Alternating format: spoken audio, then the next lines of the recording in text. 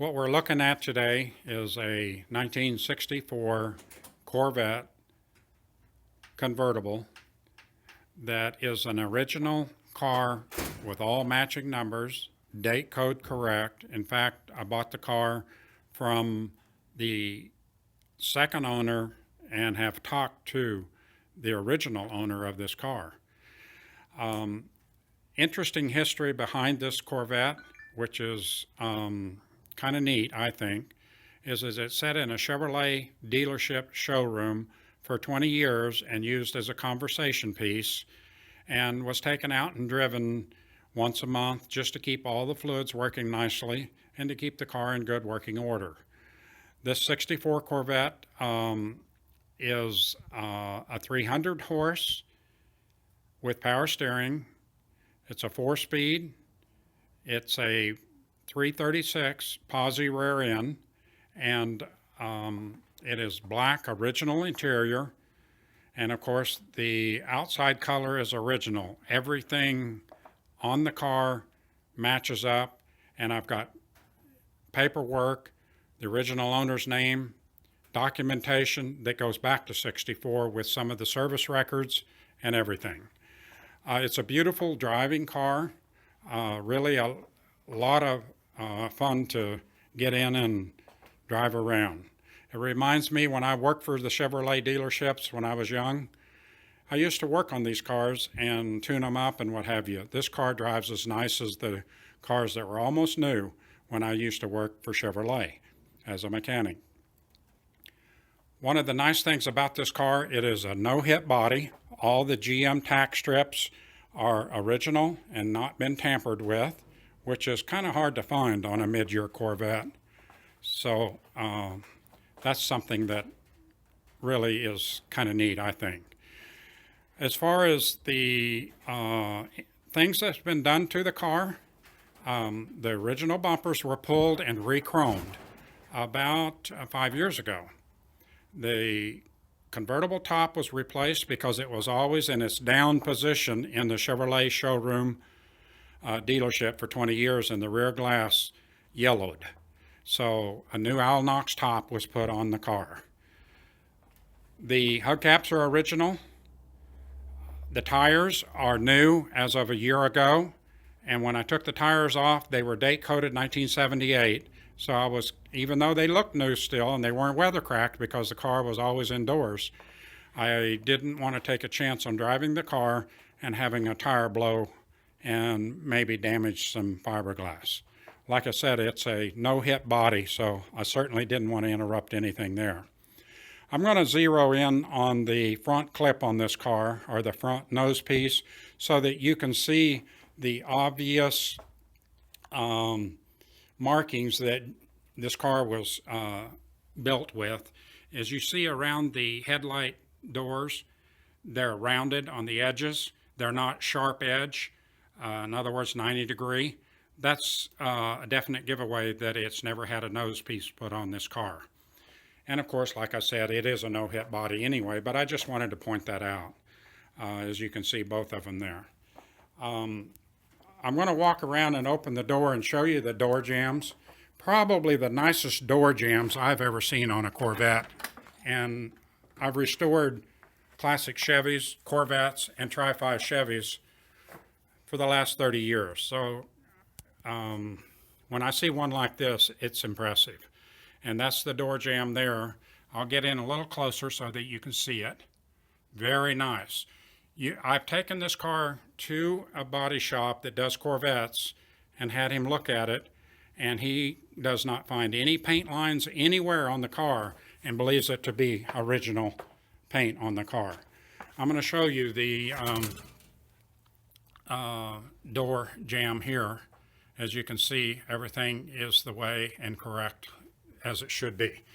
And then I'll show you the striker plate. A lot of times you see these cars and the striker plate is painted over. Of course, that's not a very professional way to do something, but I've seen that even on restored cars.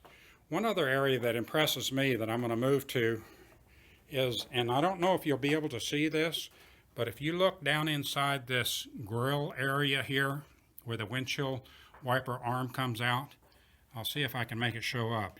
You see the screw that holds that grill in. There's one on both ends.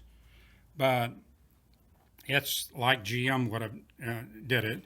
And there's no overspray or anything else down in there, which would indicate the car has been repainted. So that's good. One of the areas that, if you're a Corvette person, you know this, is this area right here is usually pitted. This one is not. Very nice. The glass on this car is amazing. It's beautiful. The windows roll up and down. So nice. The doors, I'm going to open the door and shut it, and you can listen to it. That's the way both doors sound. I've had the spare tire down. I'm going to lay down on the floor back here. I'll give you kind of a shot of the undercarriage, so to speak.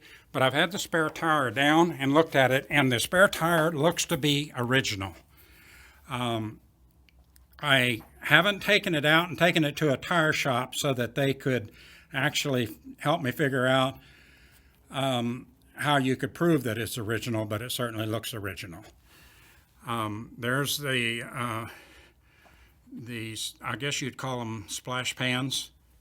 Look how nice they are. And you won't see any overspray anywhere else on the car. Typically, you see that even on nicely restored cars. The hubcaps on this car I've had off, and the GM part number is behind the hubcap. So I know it's the original hubcaps. And while they're not show quality, they don't have any dings or dents. They're just very nice. The lips are very nice on it, and they mirror the authenticity of a car this age. If you feel here, this opening right here, I guess I could get down and actually show that to you, because that's impressive. You can tell it's never been worked. Yeah, I think you can see it there. And it's this way all the way around on all four corners, which to me is really important. I'm going to open up the door and show you the interior a little closer. It is original. Door panels are very nice. You can see right in this area here, there's a little bit of wear from the seat, from getting in and out of it on the driver's side. But because the car is so nice and original, I didn't want to disturb that, so I've left it alone. All the interior lights work, as well as I'll put it in here and you can look in the back where the storage compartment is, and the light works back there. The jack, you can't see it because it's dark inside here, but the jack is under there underneath the spring like it's supposed to be. It's got the teak wheel wood teak wheel. It's got the tinted glass. It has the day-night mirror, and it has the backup light feature. And the backup lights do work like they're supposed to. The other thing that has been done to the car is the left headlight motor. I had to take out because it was working real slow, and take it to an electrical shop that does that type of repair, and they rebuilt the motor for me, but they rebuilt the same motor that was in the car. It wasn't from another Corvette. The body lines, the way the doors fit, is probably the nicest I've ever seen. And I'm pretty familiar with Corvettes. But as you can see, the body lines are great. And this door, same thing. When you open and close it, and it sounds really nice and tight. No rattles. I'm going to open the hood now after walking around the car and show you the under hood.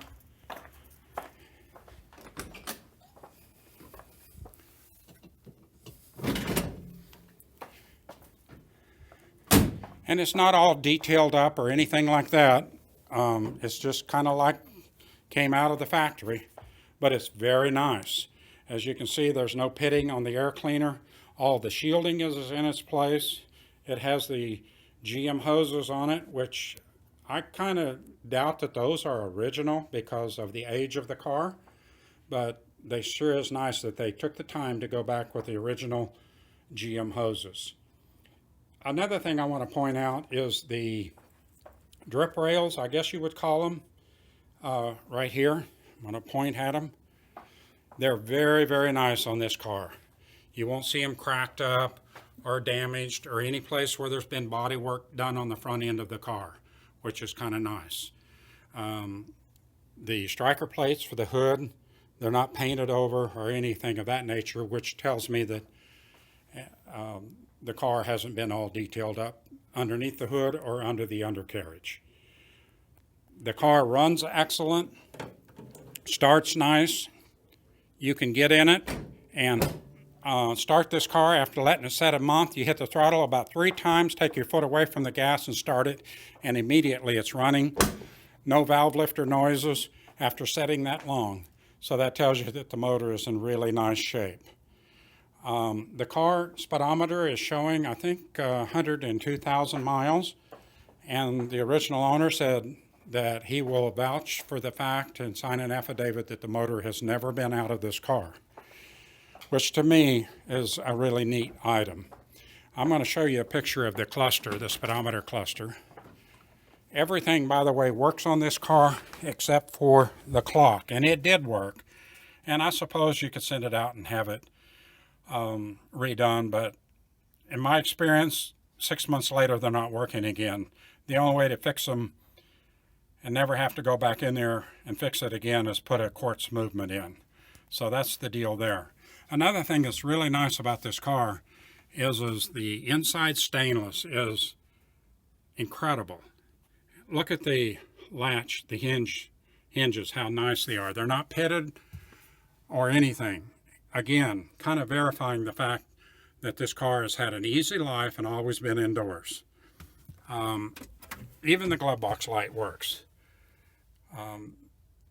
There's no cracks in the dash in this area here, which you would typically see on a car that's set outdoor and weathered or didn't have a good life. All of the courtesy lights work, the AM/FM radio works nice, the backup lights work, the horn works. All of the lighting on the car works good. You could get in this car and drive it across country with no problem, I believe.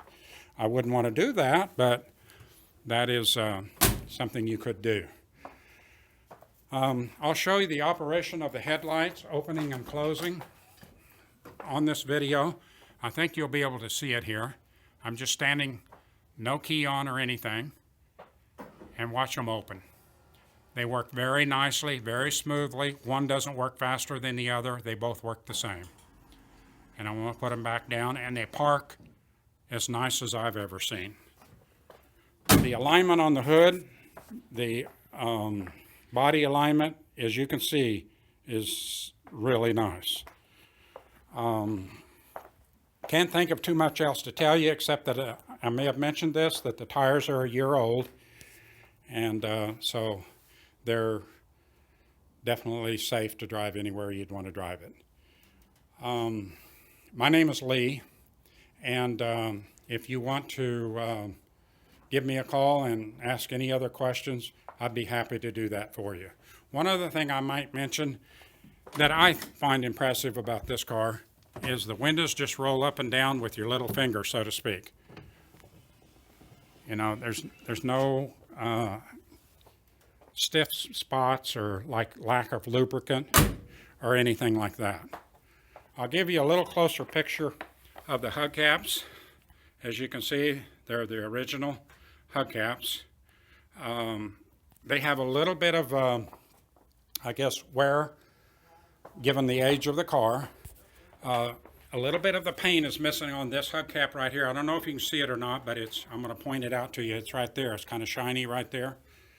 But again, I didn't want to have the hubcaps redone because I wanted to keep it original. That's about all I can think of on the car. And again, if you have any other questions, call me and I'll be happy to discuss it with you. Thank you very much for viewing this video.